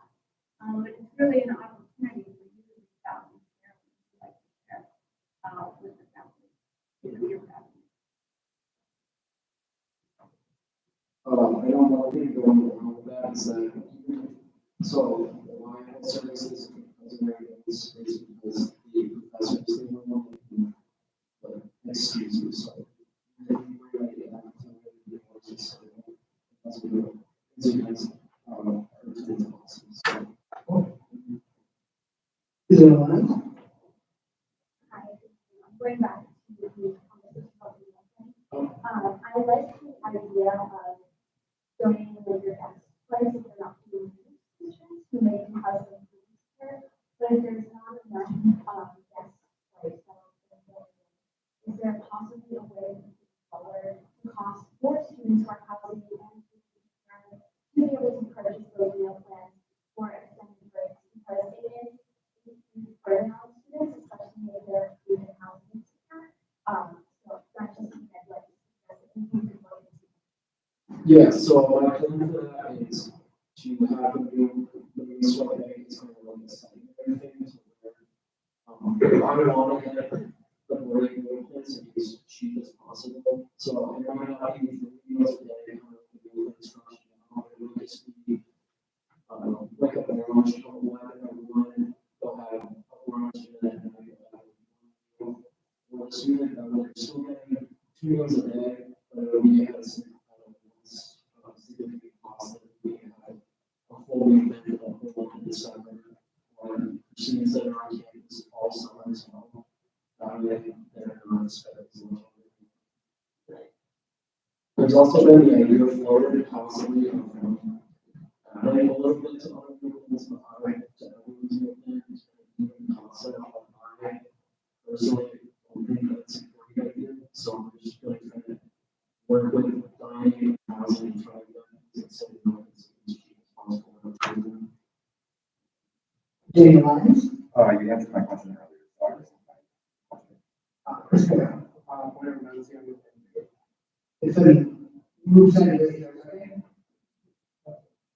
But it's moved and seconded, all in favor? Aye. Opposed? Abstentions? Motion is not, yeah. Sorry, I just have some information, based on what Isabella was sharing. There's staff and faculty on a committee called Boston Student Success Network, and we're working with dining to try to fill those gaps with students who may not have enough space. Last fall during our winter break, there wasn't like an extended meal plan that Jack was referencing. We're working to try to like get the best funds and costs in place. We can also just plan ahead to see what different areas we can work with to make sure they're all set by while they're here. So I appreciate that thought. But I just want you all to know there's staff and faculty working together as well for that. Motion is seconded, Steve, oh, Kayla was that? Going back to the staffing, so reach out, both having been and stuff. Email the last week and then call tomorrow to talk about it. Thank you. Any further? Seeing none? Thank you. Food service committee and priority.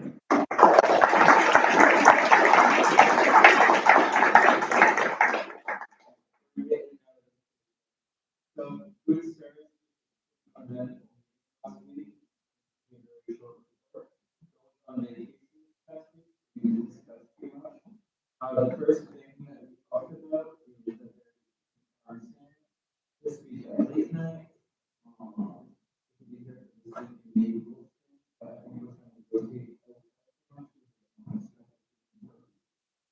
Second thing, we'll be rotating for refreshers that are coming in, keep things fresh. And that this week is back to discovery.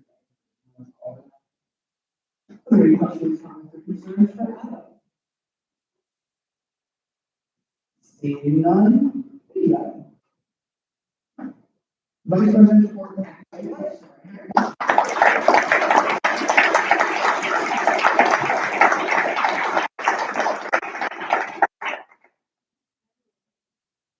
Last Friday, University of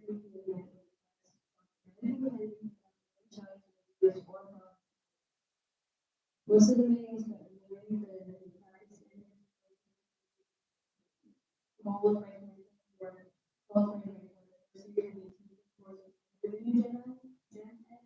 we decided to move on about we decided to live together from so we will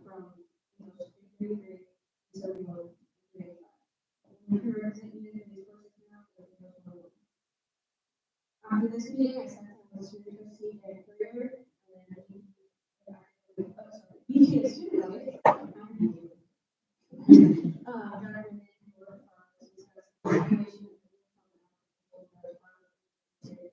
towards the end of last year, as you probably mentioned to Thompson, having her from our own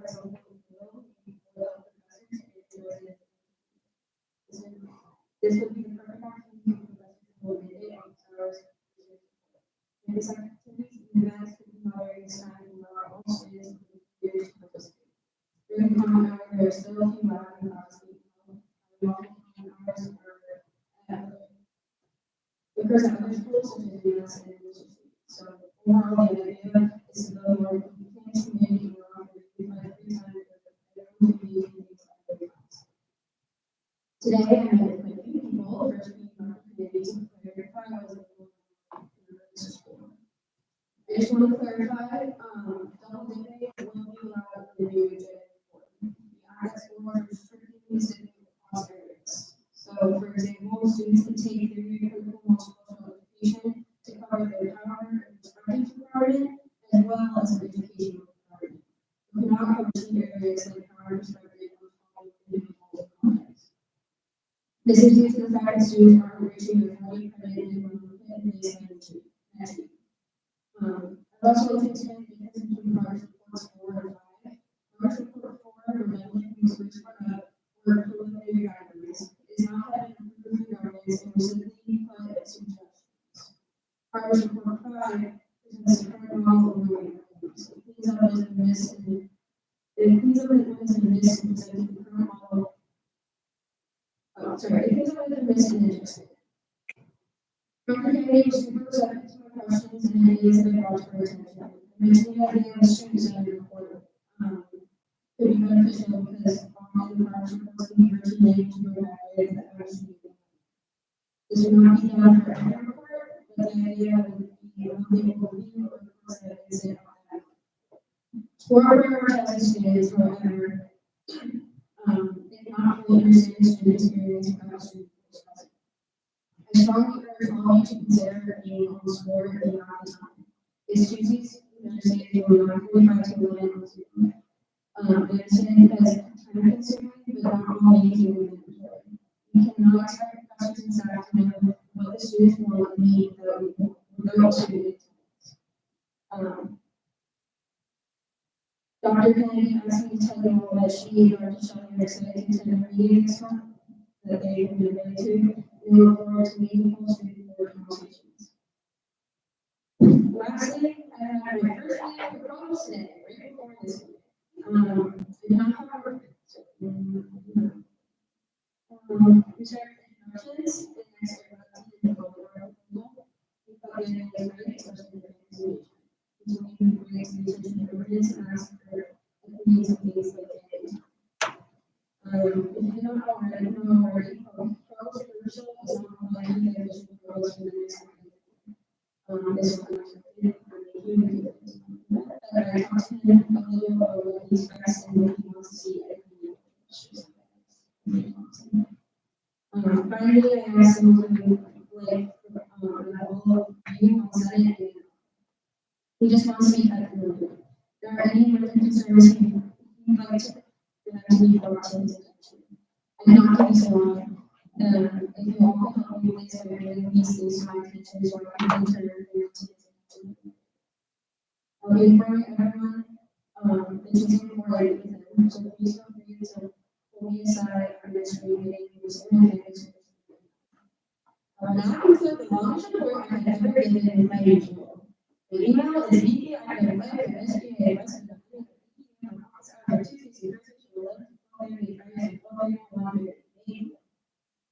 Great questions, comments, or concerns, very good. Any further? Hi, Sarah. I was wondering if you're meeting with, Dr. Kennedy, any progress on the survey and everything about that? That's still happening.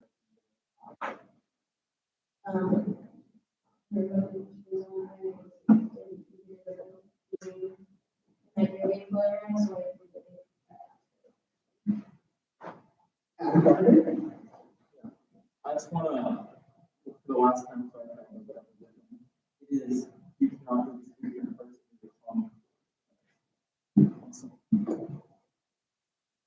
Any further? Seeing none? Active policy committee?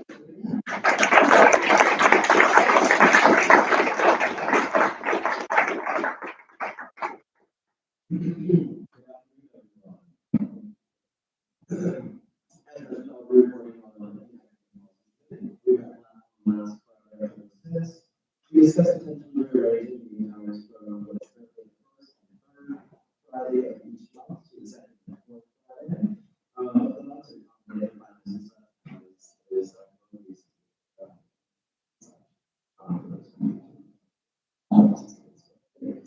we also decided,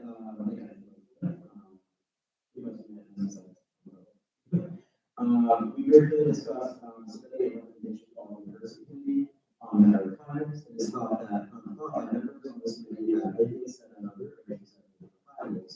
The members will take place I just want to take this opportunity to get info and free out and set up.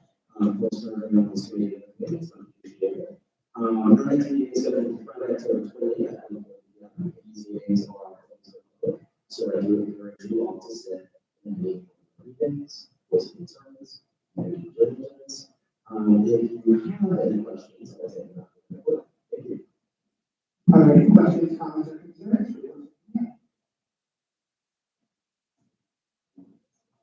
Seeing none, thank you. Vice President Court, Student Committee.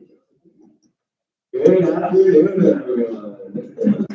It's the second time since I said that Canadian areas from the talk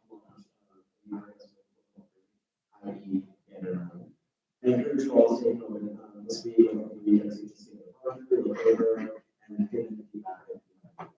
I am pleased with what I actually has produced with asking the questions.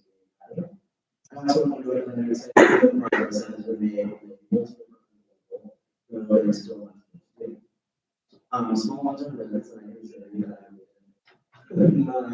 made clear that this is my priority. Myself and the residents support the approaches in state's cost. Last week, I was asked if we had passed change email students who passed an information on the meeting that I had with the chief of sponsor information and instruction it was explained to me it's actually very simple. There's a form of software reviews within what's called which links display the name to the corresponding it makes after responding to the co-chairs of the purchasing committee, we discussed the aforementioned and one responses were available. One particular topic of conversation was around how to work with third-party organizations, how to work with third-party organizations to engage with that in a holistic and inclusive. I will be meeting with co-chairs and other administration and the what's to come. I have no further updates on for the I have no further updates on this, but I will have more on our next meeting. Also, whatever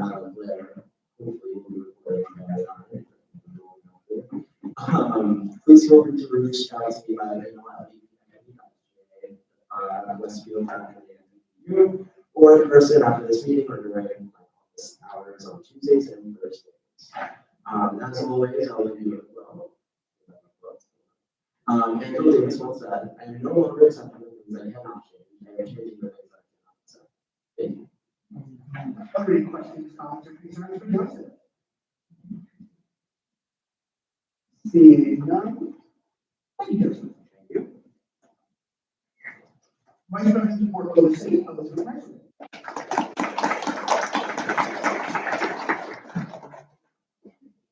Hello.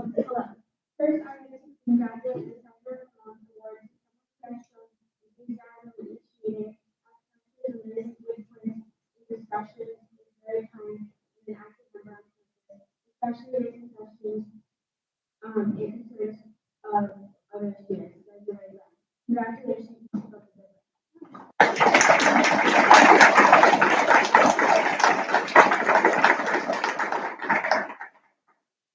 Also, on Thursday, the 12th from 2 to 7, I participated in the pro building contest on campus street. Friendship Ribbon Cutting is at 11 a.m. in the front entrance of Friendship Hall on Friday. And CAP is hosting a number of events since Friday on the 13th. There will be candy apples from 6 to 7, apple cider and donuts from 7 to 9, pumpkin carving from 7 to 9. Chair artist from 7 to 9, they ride 8 to 10, t-shirt and tie ride from 8 to 10, and pumpkin smashing from 10 to 11 p.m. Saturday the 14th is the 10th so meeting where there will be drinks, food, and alumni. Hope to see you all there. Are there any questions, comments, or concerns for all? Seeing none, thank you, Elizabeth. Executive Secretary report.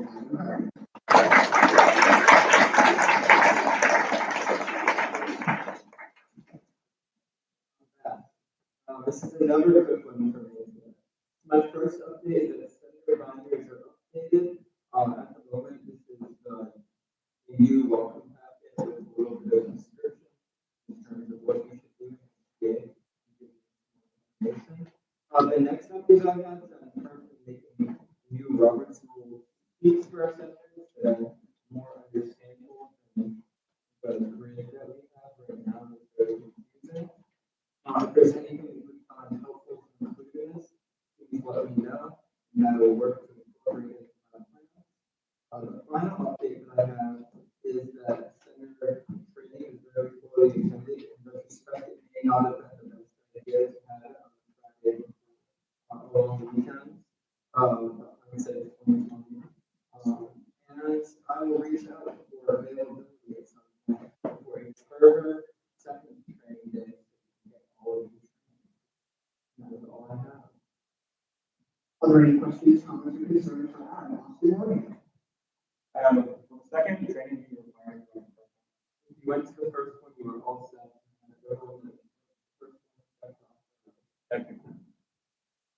Any further? Seeing none? Community council, any action? Was she in the comment?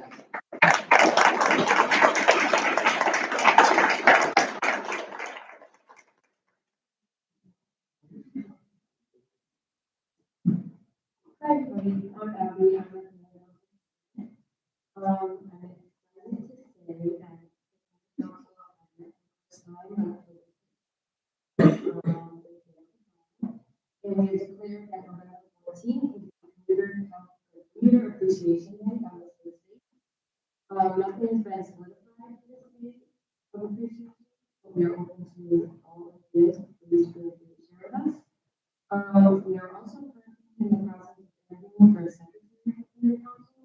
We are looking for a publicist on our Instagram and then all other publicity duties. So please email me if interested in this kind of order. Finally, we have decided to open a suggestion box, which will be located in here, and we are allowed in Wilson as a place for they advocate themselves directly to the community. We are heading to the board next week with more significant department appreciation. Are there any questions, comments, or concerns for adding the team? Is there any? I will give you the best of all. For the today, I was thinking we could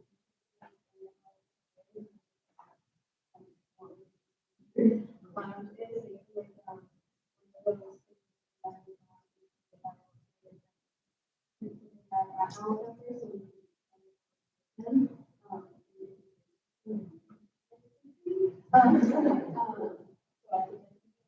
also maybe the idea of timing, like maybe a color tag that like gives people something that has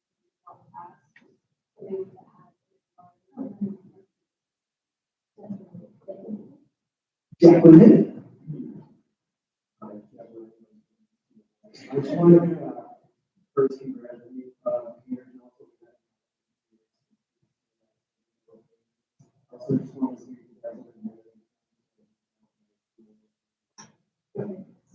Katie? I just wanted to say that we're happy to help you with that Community Appreciation Day. If you need anything from us, if you need volunteers, if you need ideas, we're happy to help you. So feel free to reach out. Yes, and that's right. You guys may need help because you guys are the renewal state for annual semester this year. Please let us know. We definitely do that. Any further? Seeing none. First year class, thank you very much.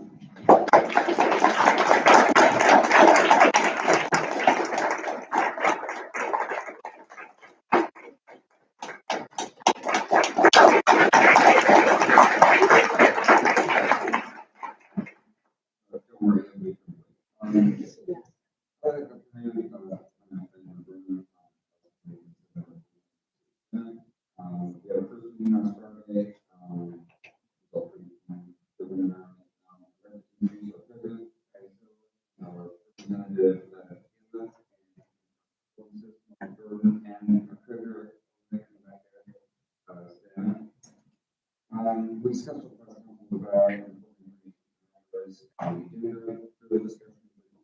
fundraising, possible setup, and expectations for members. Also present in this course, your ideas on which was logistics. But yeah, we do also, we will also the two main ones are secondary and historic, and we also Are there any questions, comments, or concerns for me? Jacqueline?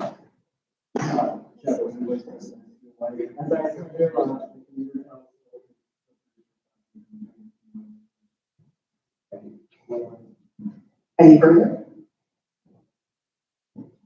Nicholas, come on up, sorry. We are your sister class, so if you guys need any help with any events or anything, reach out and give it a hand or figure it out. Any further?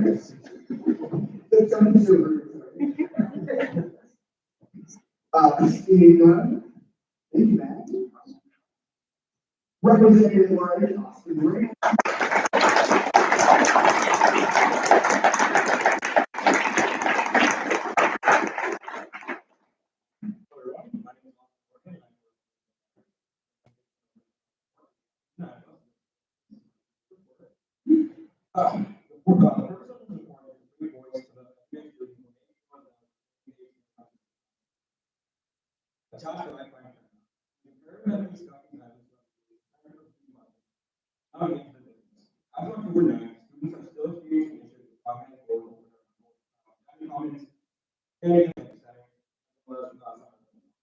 Some students say they only finish well, they get on.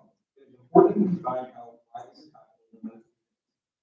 In the residence halls, students are experiencing very problems with outages of mobile machines and clothing going missing, and the washing machine leaving behind a sticky residue on clothing that is still present after. Students feel as though the clothing is not being fully washed, so that they are unable to do their laundry at any time because multiple machines are out. In New Hall on the fourth floor, many students are noticing that there is a hole in the ceiling and that when it rains, the hole leaks, causing a wet floor in the middle of the hallway. They wonder what it can fix and if anything in terms of heating or ventilation being affected by this. On the subject of dining, many students have experienced issues with their food being stolen by the out cafe or the exit. A student highlighted that they placed an order and arrived 10 minutes later by the order. Students are beginning to refrain from ordering and fearing that they be stolen or that they will have to pay for something else. In terms of TJ Bistro, students are unaware that when they order online, they must grab the actual sauce packets and fill up their own drink.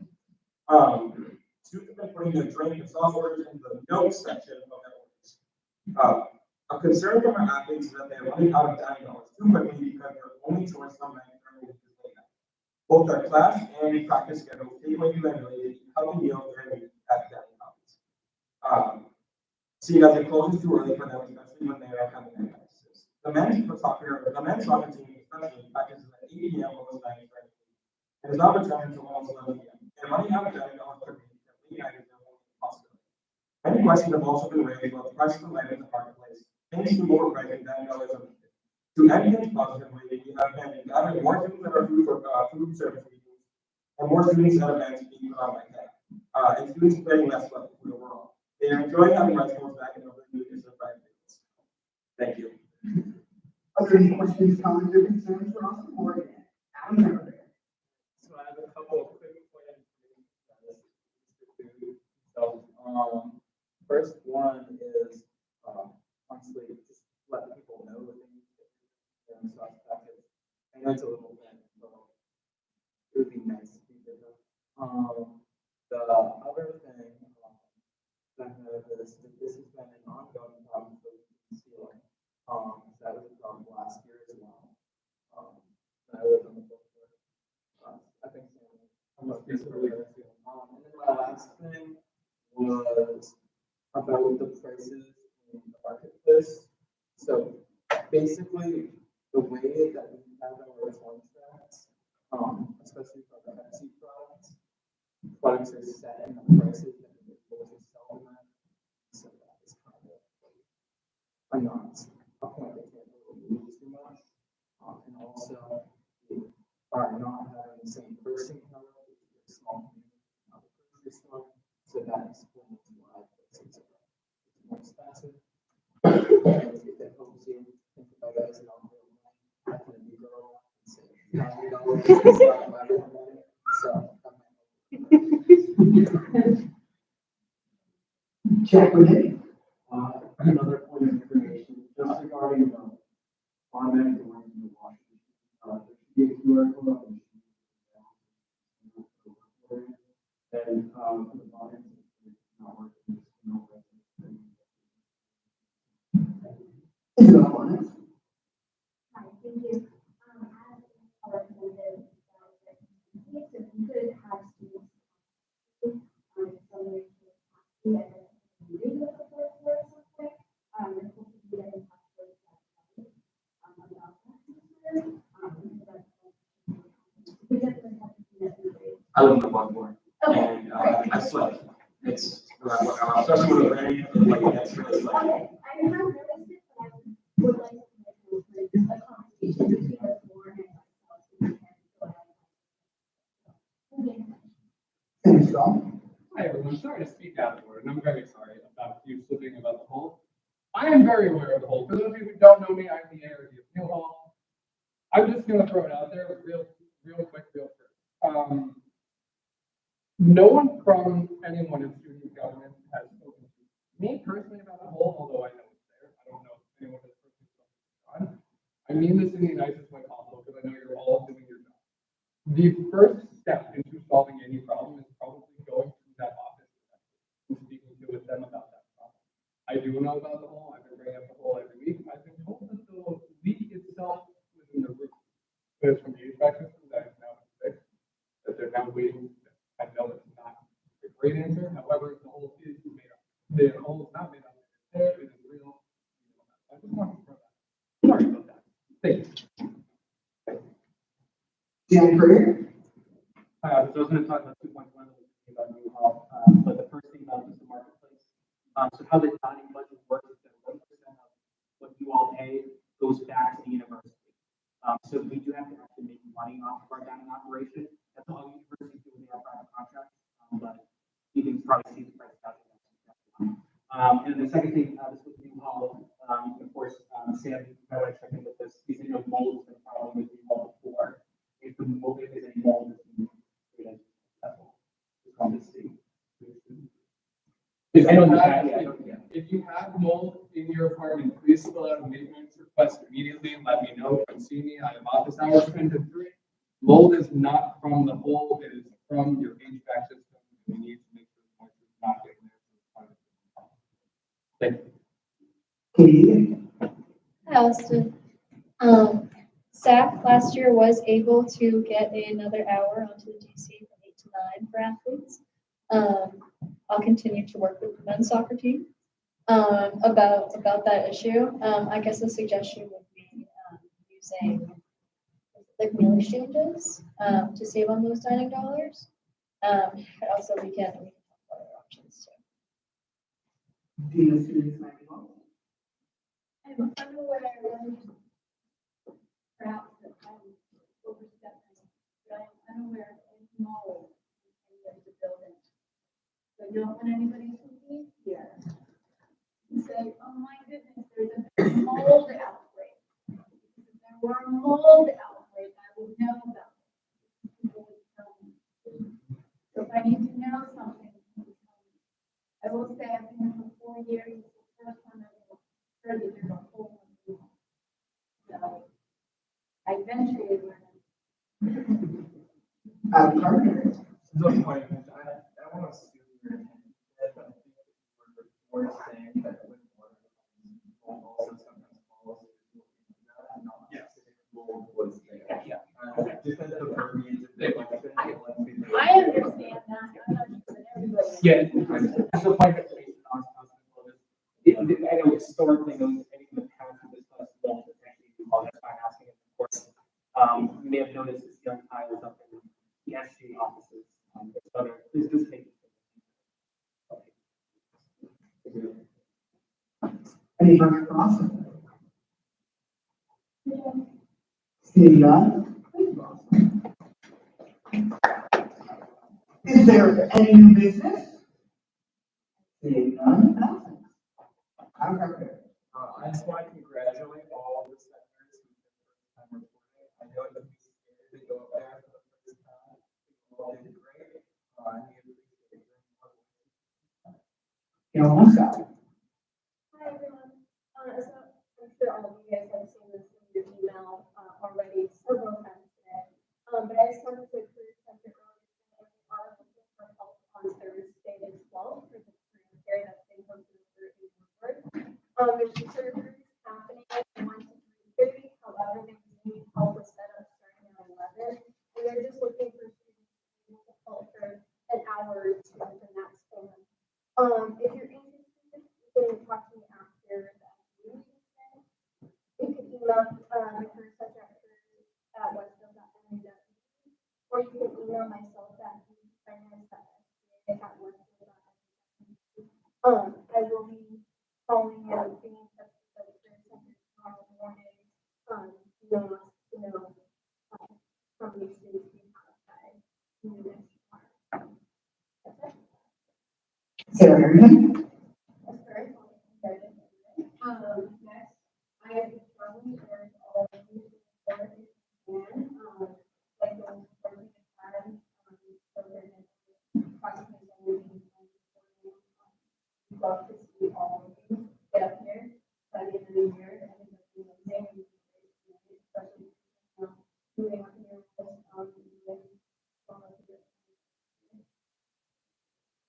Chris Graham? I just want to call the record for you, when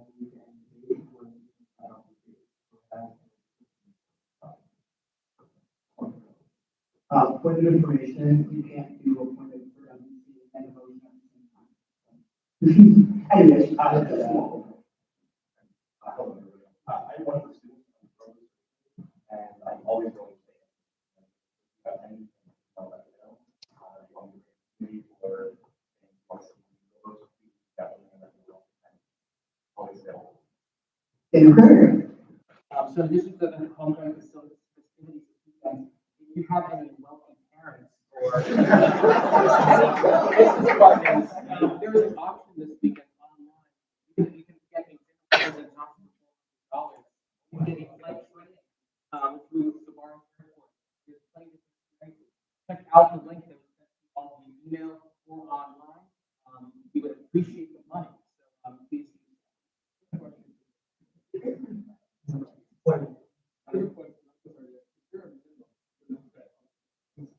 It is currently $75, but it is being 50% off. Very good value. Maybe what's next?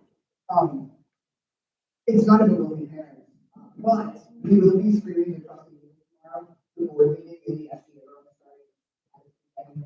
So if you guys do want to stop by, anyone here, it will be on the screen, so you guys can watch our favorite trustee, Daniel Carter, and the rest of the trustees. Austin Morgan.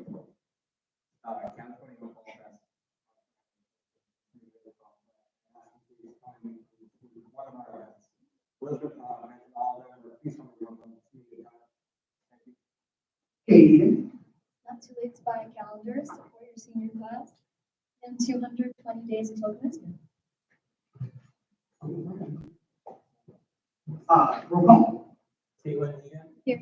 Timothy Allen. Here. Isabella Patel. Here. Scott Long. Here. Nick Colombo. Here. Anderson Delaire. Here. Paige Blanco. Here. Haley King. Abby Gladney. Here. Desiree Brown. Here. Katie Morales. Here. David Thompson. Here. Iris Sarah. Here. William Connor. Here. Angela Hayes. Here. Daniel Ryan. Here. Maddie Roberts. Brandon Reno. Here. Austin Morgan. Here. Chris Kira. Here. Isabel Monet. Here. James McDonald. Bill McLeod. Miles Jordan. Here. Kristen Walls. Here. Crystal Mills. Naomi Bruda. Patricia Silva. Here. Benjamin Burnham. Here. Victoria Leary. Here. Marianne Baker. If there is no additional business, I call to adjourn the October 10th meeting of the Student Government Association until next meeting, October 17th.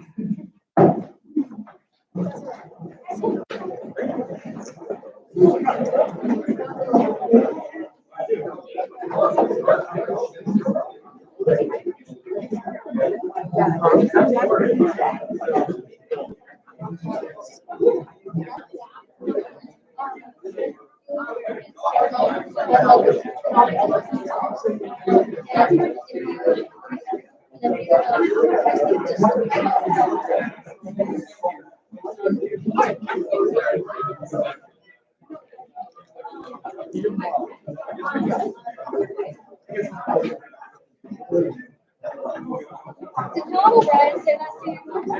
Did Donald Ryan complain about that?